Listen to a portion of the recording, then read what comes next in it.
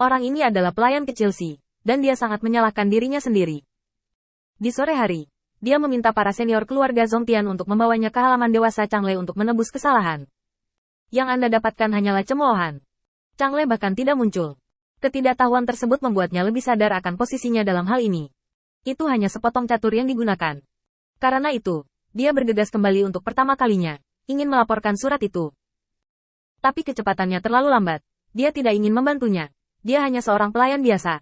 Pada suatu sore, dia hampir pingsan karena kelelahan beberapa kali, dan nyaris tidak bergegas ke bagian bawah ring sebelum gelap. Tapi itu masih terlambat. Yang bisa dia lihat hanyalah kecemerlangan langit yang mempesona. Apa yang bisa dilihat adalah adegan di mana perang telah berakhir dan kedua belah pihak bertarung dengan seluruh kekuatan mereka. Tapi selain berdiri dan berdoa, satu-satunya yang bisa dia lakukan adalah berjaga-jaga. Menunggu pertempuran di langit berakhir. Di tangannya, memegang belati dengan erat. Dia telah membuat keputusan, jika putranya tidak dapat dikalahkan, dia akan mengikuti contoh orang dewasa dan mati dalam cinta. Belati dingin itu terkepal erat di tangannya, dan pedangnya sedikit bergetar. Tidak yakin apakah itu karena gugup atau kelelahan yang disebabkan oleh berlarian sore ini. Om. Pelayan kecil itu dengan cepat melihat ke atas, dan melihat kecemerlangan yang menyilaukan diam-diam surut, dan kedua sosok itu muncul di depan mata semua orang. Ini tidak mungkin. Patriark Zongtian melompat keluar lebih dulu, menunjuk ke pemandangan langit, dengan ekspresi heran. Apa yang terjadi di sini? Patriark Zongtian secara alami melihat pertempuran sebelumnya di matanya.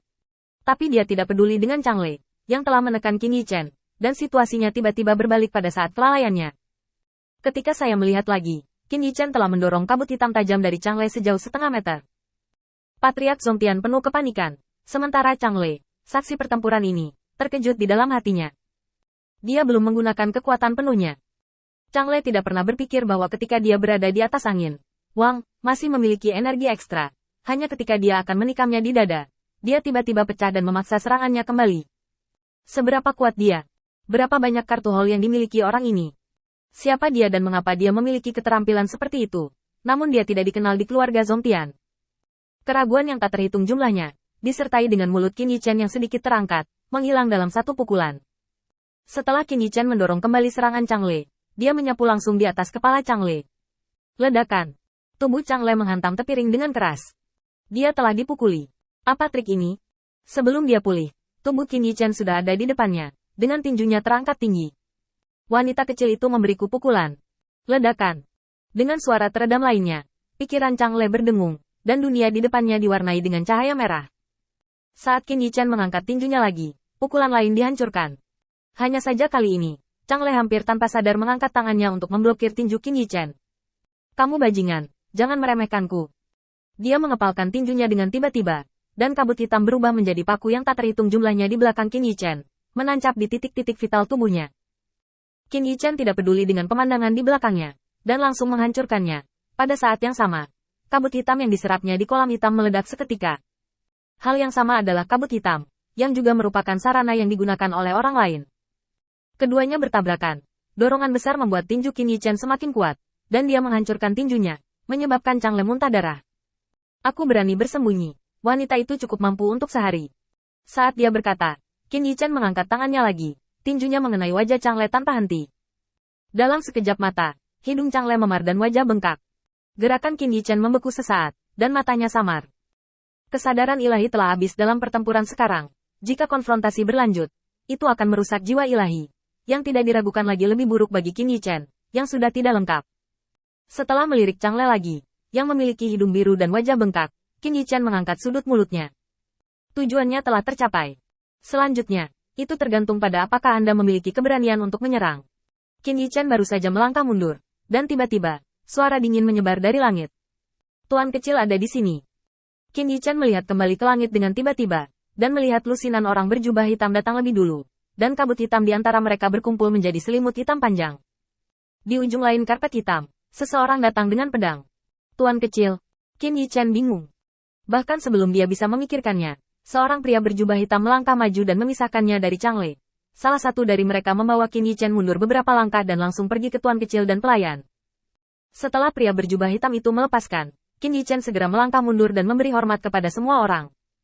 Terima kasih atas kasih karunia yang menyelamatkan hidup Anda. Awalnya ada sekelompok orang berjubah hitam dengan ekspresi acuh tak acuh, banyak dari mereka terhuyung dan hampir jatuh ke tanah di udara. Anugerah yang menyelamatkan hidup. Menyelamatkanmu. Sepertinya orang yang dipukul itu bukan Changle, tapi kamu. Melihat tampilan tekad Qin Yichen di bawah penutup kabut hitam dan sunyi, sekelompok orang berjubah hitam menyatakan kekaguman atas kemampuan Qin Yichen untuk berbicara omong kosong dengan mata terbuka. Hanya kurus ini yang tak terkalahkan. Patriark Zongtian adalah yang pertama terbang ke langit, datang ke depan para pelayan, dan membungkuk kepada tuan kecil yang akan datang. Bawahan menghormati tuan muda. Saya tidak tahu apakah tuan kecil ada di sini. Jalan masih panjang, dan saya meminta tuan kecil untuk memaafkan saya. Qin Yichen telah membuat tanda tanya besar di hatinya. Apa ini?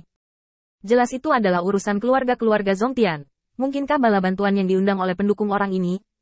Semakin saya memikirkannya, semakin Qin Yichen merasa bahwa kemungkinan ini sangat besar. Pertempuran hari ini tidak ada habisnya. Bahkan jika dia mengalahkan Changle, dia masih harus berhasil melarikan diri dari tangan Patriark Zongtian untuk dianggap sebagai kemenangan. Rencana awal Qin Yichen adalah untuk bernegosiasi dengan Patriark Zongtian. Lagi pula, selama dia dapat memberikan manfaat praktis, dia percaya bahwa Patriark Zongtian tidak akan sulit untuk dilakukan. Selain itu, saya memiliki hubungan dengan orang-orang itu. Selama saya menunjukkan hubungan ini dan menunjukkan kesetiaan saya kepada Patriark Changle, itu sudah cukup. Setidaknya sampai orang-orang di belakang layar tertangkap, dia tidak perlu khawatir tentang hidupnya. Bagi Qin Yichen, pertempuran ini lebih merupakan manifestasi dari kekuatan dan nilainya. Tetapi dengan munculnya tuan kecil pembunuh dewa, semua rencana terganggu. Qin Yichen membungkuk dengan hormat, dan tidak bisa melihat ketidaksopanan. Hal-hal lama ini masih disiapkan. Mereka benar-benar dapat mengundang tuan kecil. Sepertinya saya tidak harus berurusan dengan Patriark Zongtian untuk saat ini. Qin Yichen bertekad dalam hatinya. Yu Guang melihat sekilas tuan kecil mendekat. Dia menundukkan kepalanya untuk menghindari bersikap kasar. Tidak lama kemudian, Qin Yichen melihat sepasang sepatu bot berhenti di depannya, dan pedang panjang yang tajam jatuh pada saat yang sama dengan sepatu bot itu. Apa yang terjadi di sini hari ini?